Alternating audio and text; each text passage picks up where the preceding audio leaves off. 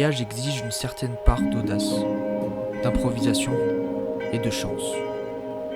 C'est ainsi que nos voiles sont allées s'échouer sur Olomouc, la petite Prague.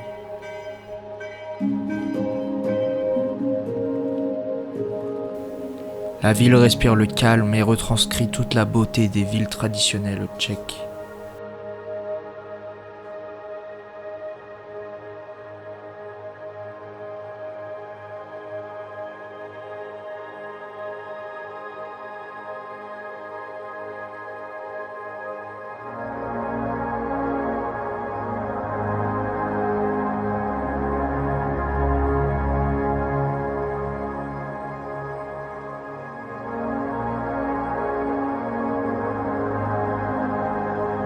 Nos déambulations sous la fraîcheur de février sont rythmées par les rencontres insolites avec la ville.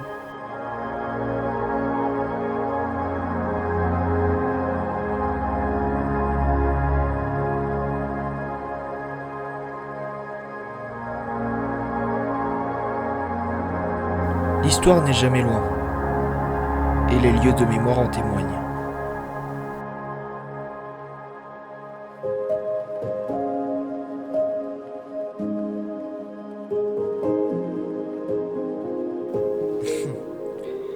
Il s'est passé une chose assez drôle lorsque j'ai regardé mes vidéos pour le documentaire. J'ai redécouvert une partie d'Olomouc qu'honnêtement, j'aurais préféré oublier. Et nous sommes aujourd'hui à Olomouc. Ça commence. Vidéo. C'est bon pour vous. Ah, ce n'est plus bon pour vous. Il faut que j'avance. Ouais, vas-y. Et tu place les plus vieilles du pays, de la ville, qui ont construite au XVIe siècle. Comme l'entièreté du bâtiment que nous pouvons voir ici, par de nobles, par des... oh putain, chier.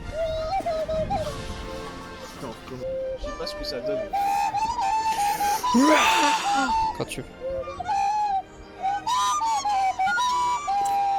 En vrai, non, ça... C'est un peu trop, c'est peut-être un peu trop. Ne s'improvise pas Stéphane Bern qui veut.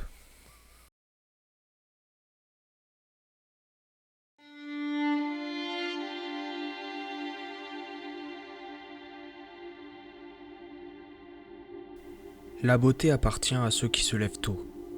Enfin, je dirais plutôt que le beau appartient à ceux qui ne se couchent pas. C'est pour cela que nous partons pour la capitale des Slovaques à 3h du matin pour tenter de capturer le lever de soleil.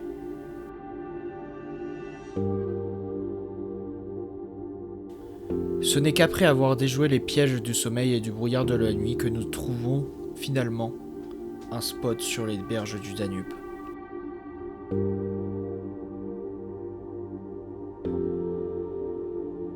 Le soleil froid de février s'élève. Il est 5 heures. Bratislava s'éveille.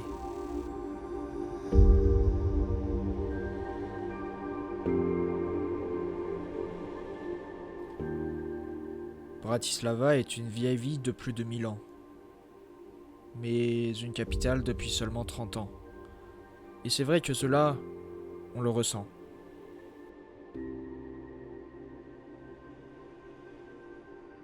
À vrai dire, peu de choses laissent penser que nous sommes dans le centre politique d'un pays, en tant que Français habitués au faste des grandes capitales européennes.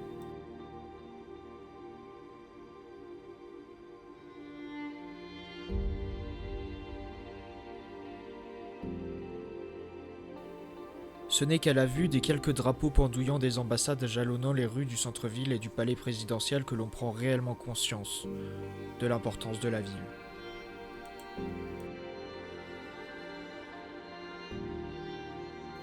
Assez naturellement, le centre-ville historique débouche sur une route qui coupe l'accès à une colline, du haut de laquelle on retrouve l'emblème de Bratislava, le château. On reconnaît aisément le crépi blanc utilisé et les tuiles rouges sur le toit, si typique de l'architecture centrale européenne à l'instar du Spielberg, le château de Brno. Par un immense hasard, nous nous retrouvons face au Parlement slovaque. Son architecture récente veut tout dire. La Slovaquie est un pays dont les institutions sont presque neuves.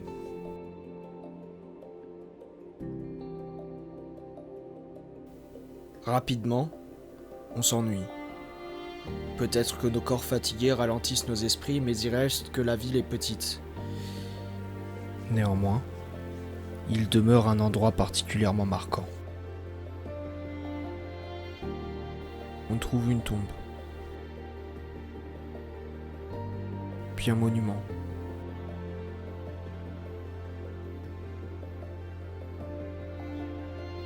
Puis une plaque. Puis des plaques avec des milliers de noms inscrits dessus.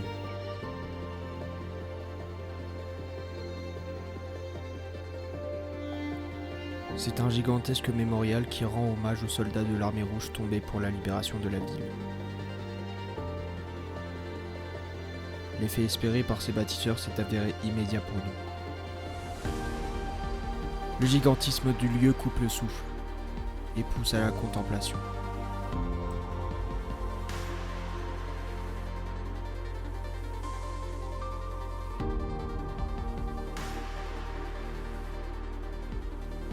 Le lieu nous pousse à la contemplation des morts, certes, mais aussi à la contemplation de la ville.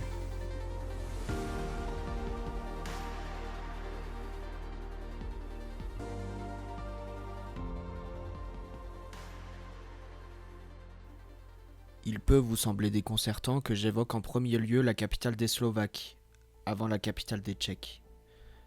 Deux raisons à cela. Bratislava est plus proche de Brno que Brno ne l'est de Prague. De ce fait, nous l'avions visité en premier. Mais aussi car Prague est bien plus flamboyante et laisse une bien plus forte impression. Mon objectif reste de vous en mettre plein la vue. Je garde donc le meilleur pour la fin, et je vais crescendo.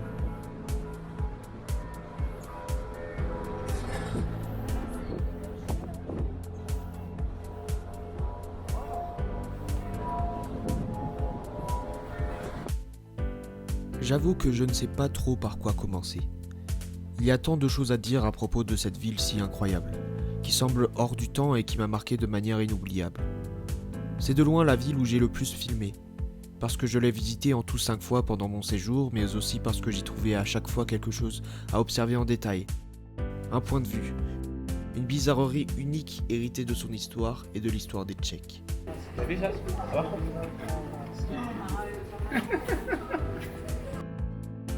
Lorsque vous arrivez de la gare et que vous cherchez à vous rapprocher de l'ultra-centre de Prague, vous tombez un peu par hasard sur Národní Muzeum, le musée national tchèque. C'est vrai que ce n'est pas tant les œuvres qu'abrite le musée qui impressionnent, c'est le bâtiment en lui-même, qui est une véritable œuvre d'art. Ensuite, vous descendez Włocławskie Namiestie, la place de Wenceslas. Vous continuez tout droit et vous rencontrez Staromiejskie Namiestie, la place de la vieille ville, avec les tours de sa magnifique église, et l'horloge astronomique qui rassemble des foules toutes les heures.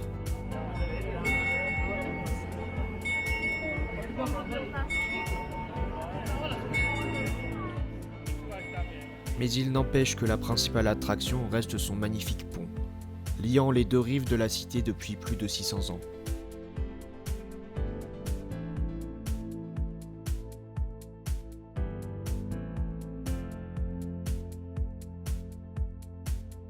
Le pont Charles. Du nom de son bâtisseur Charles IV, intrigue, puis impressionne.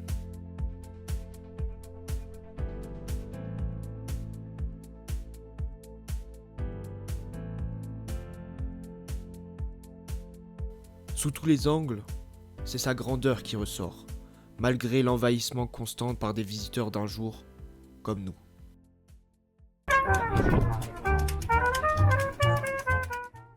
Ces célèbres statues dansent au son des musiciens de rue.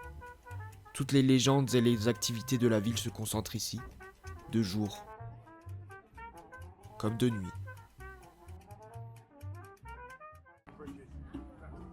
Traversez le pont et naturellement vous vous retrouverez au château de Prague, la résidence des rois de Bohême, des empereurs du Saint-Empire et aujourd'hui du président de la République.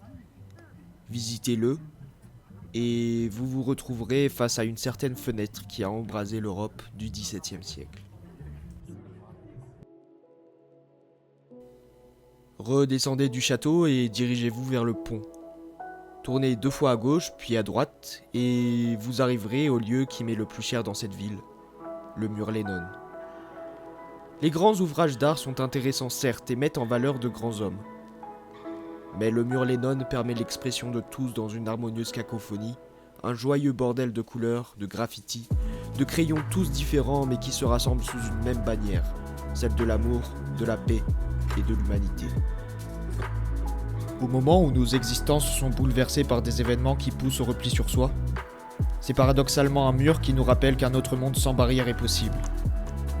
Il n'est pas idéaliste de rêver. C'est au contraire la thérapie nécessaire qui guérit de l'instant présent et de l'actualité. Retournez-vous. Et par pure coïncidence, vous vous trouverez face à l'ambassade de France en Tchéquie. C'est elle qui nous ramène au temps présent de l'actualité et de la politique française.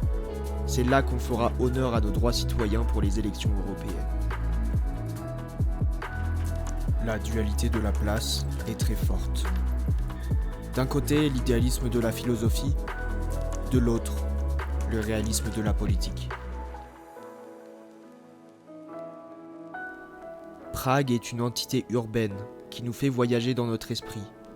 Mais c'est aussi un voyage dans le temps, en nous ramenant à des époques passées, tout en portant l'œil sur l'avenir. Mais ce que je veux que vous reteniez surtout, c'est que Prague raconte beaucoup d'elle-même.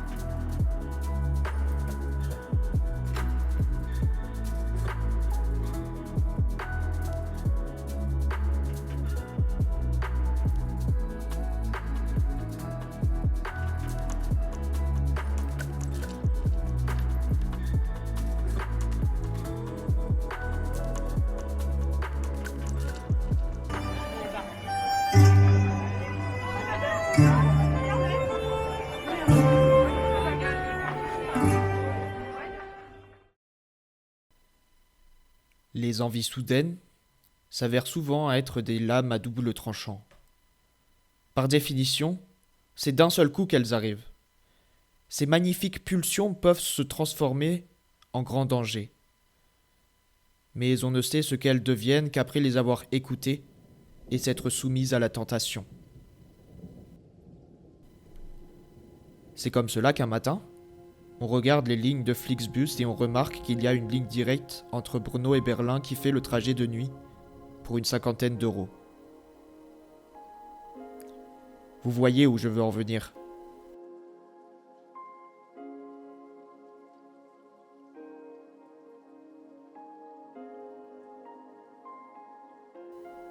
Lorsqu'on visite Berlin sur une seule journée, de 7h à 23h, on a la chance de voir la ville peu à peu se réveiller. Au petit matin, les rues de la porte de Brandebourg et du Bundestag sont laissées aux artistes de rue, et elles se remplissent au cours de la journée.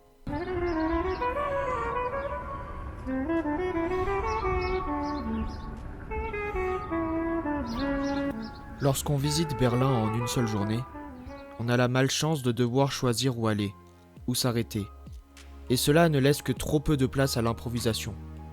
Il faut vite sélectionner. On fait vite, mais on se fait tout de même surprendre. En partant de Potsdamer Platz en direction du Bundestag, vous trouverez de grands blocs de béton irréguliers.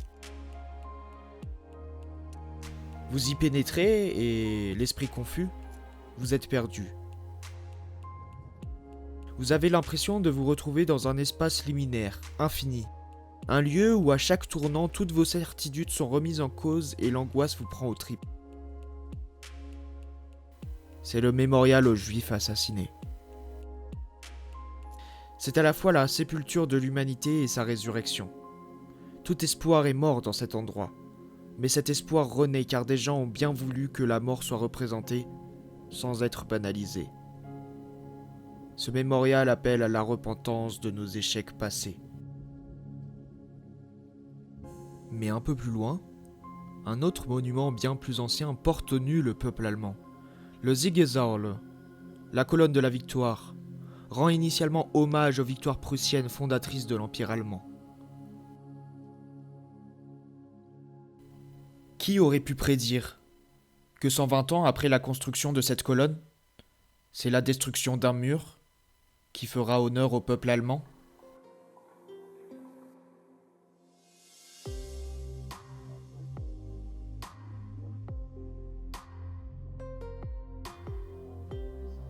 Je suis sûr que vous l'attendiez. Et moi aussi. Le tristement célèbre mur de Berlin, symbole ultime de la division venue d'en haut en dépit de ceux d'en bas, était de longue date sur la liste des endroits que je souhaitais absolument voir et observer de mes propres yeux. On ne refait pas l'histoire, mais il est tellement satisfaisant de la parcourir. Je vois ce mur, bien heureusement tombé un soir de novembre 1989, et je me rappelle tous les autres qu'il faut abattre, à Jérusalem, au Texas, à Calais, en Hongrie, dans notre tête et dans nos sociétés. On s'emplit d'espoir, tout est possible après tout.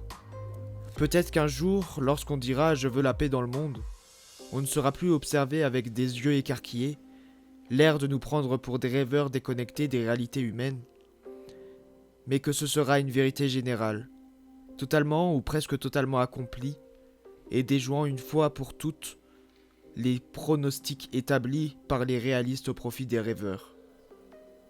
Il arrivera un jour où l'utopie l'emportera, car le progrès est la réalisation des utopies, comme l'écrivait si bien Oscar Wilde. On ne refait pas l'histoire, mais quand les artistes s'en emparent, elle est tellement plus belle. Leur peinture regarde le passé avec dédain et fierté, l'air de dire « Regarde, tu as voulu nous séparer mais maintenant on se rassemble autour de toi pour se souvenir. Nous sommes le camp de la liberté et de l'expression. Nous avons gagné face à l'empire dictatorial que tu as tenté d'imposer. » Chaque peinture raconte une histoire, mais l'histoire se retrouve dans toutes les peintures. Telle est la force de l'art.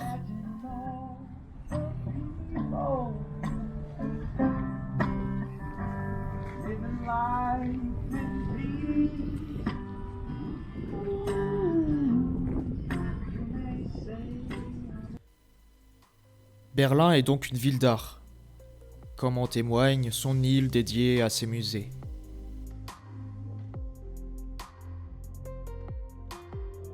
C'est un haut lieu de l'architecture prussienne qui abrite de nombreuses œuvres mondialement connues.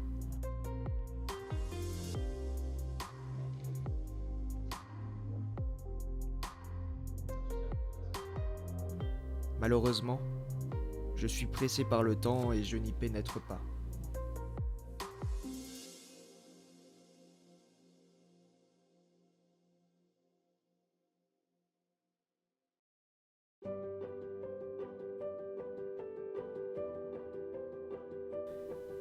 Berlin est donc connu pour son art de rue, mais une autre ville, plus proche de Braunau, fut un temps la capitale intellectuelle de l'Europe.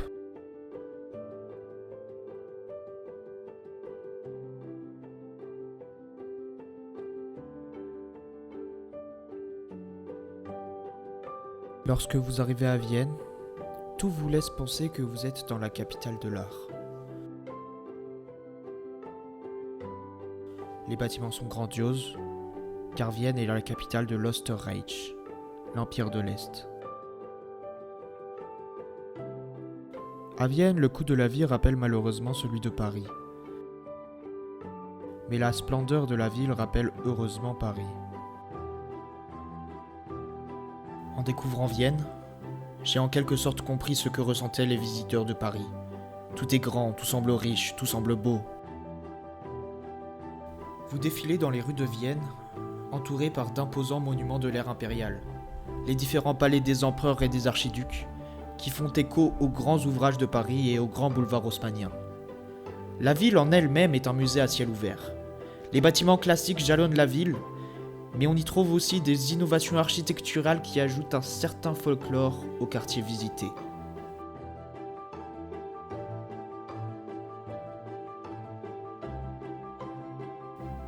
Mais la beauté des extérieurs de la ville ne doivent pas cacher tout ce que la ville regorge à l'intérieur.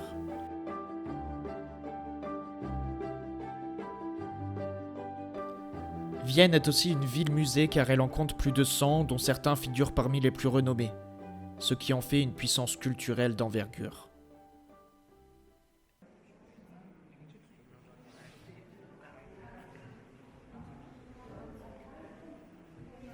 J'avoue qu'en art, je ne connais pas grand-chose, mais je sais que les musées permettent de nous rapprocher de notre propre sensibilité.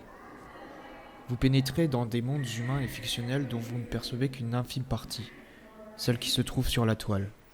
Certains sont particulièrement explicites, mais d'autres laissent la place à différentes interprétations qui sont toutes vraies, ou alors toutes insensées. Les œuvres d'art ne sont pas tant là pour se comprendre que pour nous faire comprendre. Le voyage dans l'être d'un autre nous offre une réflexion sur notre propre être. On gagne en savoir-être et on sait être. La diversité des mouvements artistiques représentés est frappante. Dans le musée Albertina, qui se trouve juste en face du Staatsoper, vous trouvez le pop de Roy Lichtenstein, puis les avant-gardes féministes de la collection Verbund, avant de vous retrouver face aux œuvres impressionnistes de Monet et le cubisme de Picasso. Du côté du palais du Belvédère, vous trouvez du rococo, du néoclassique, puis de l'art nouveau et du symbolisme, avec Klimt. Tant d'époques, de sensibilités différentes nées de milliers d'êtres, et nourrissant les êtres par milliers.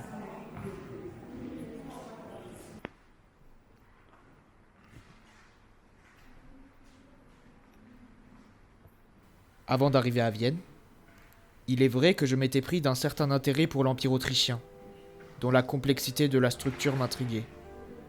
Comme toute famille impériale, les Habsbourg vivaient dans le faste le plus luxueux de l'époque.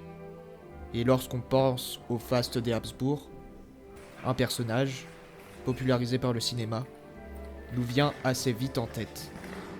Elisabeth de Wittelsbach, plus connue sous le nom de Sissi l'impératrice.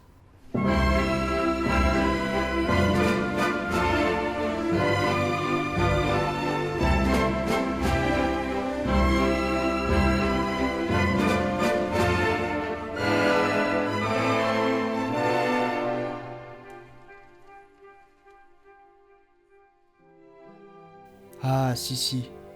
On la connaît grâce à Romy Schneider, mais elle est en réalité si peu comprise.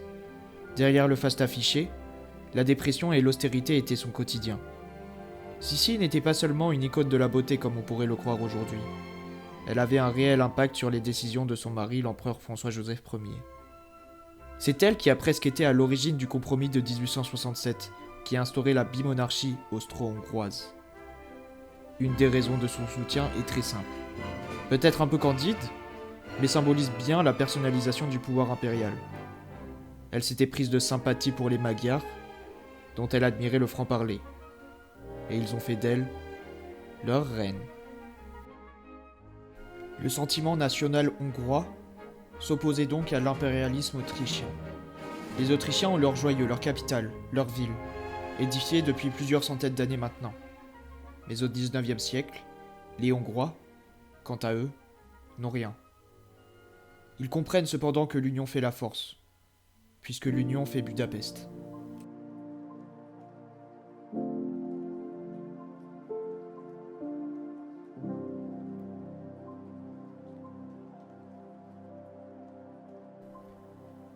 Je garde de Budapest un souvenir tout à fait exceptionnel. J'avoue que toutes les conditions étaient réunies pour que ce moment devienne mémorable. Accompagné du soleil et de personnes formidables, la surprise était totale.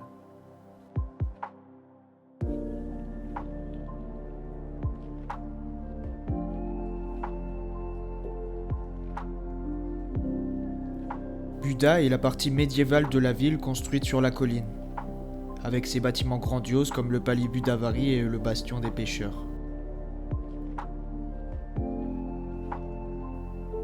Ce quartier est issu directement de la couronne de Saint-Étienne, le royaume des Hongrois. Buda se trouve dominé par la gigantesque statue sur la colline de la citadelle, héritée de l'ère communiste et finalement conservée par les Hongrois après la chute du régime.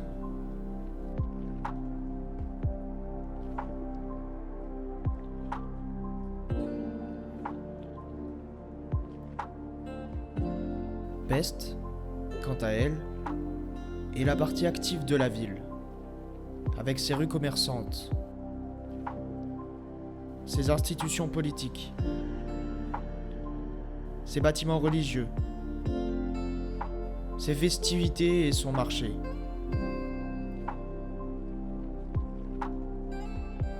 Budapest, c'est l'union de l'humilité et de la splendeur, du local et de l'étrange.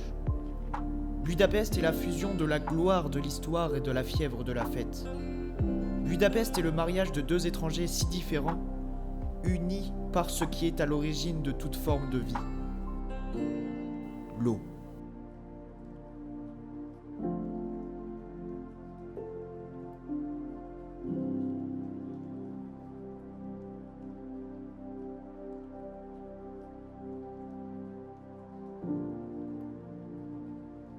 Et c'est là que vous vous demandez comment de simples molécules composées d'un atome d'hydrogène et de deux atomes d'oxygène agrégés par millions de milliards dans un même espace et découlant à une vitesse se situant entre 3 et 10 km/h rend une ville, qui est déjà magnifique à bien des égards, subtilement grandiose.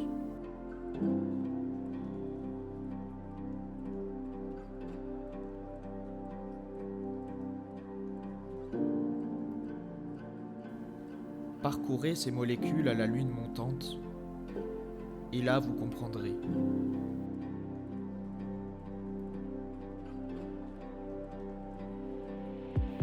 Vous comprendrez que le Danube sert de trait d'union à cette ville, à ce pays, à toute l'Europe centrale. Si bien qu'on ne dit pas que le Danube est la perle de Budapest, mais qu'on parle de Budapest comme étant la perle du Danube. Le Danube nous fait redécouvrir la ville sous d'autres horizons, sous un angle qu'on peine un peu à voir et à concevoir.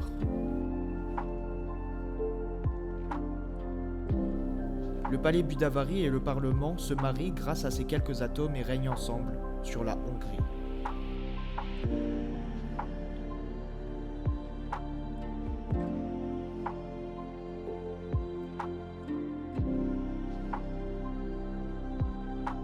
Et puis encore une fois, on perçoit l'entremêlement des histoires personnelles avec la mémoire collective. Des lieux de mémoire qui portent les visiteurs dans l'espace-temps.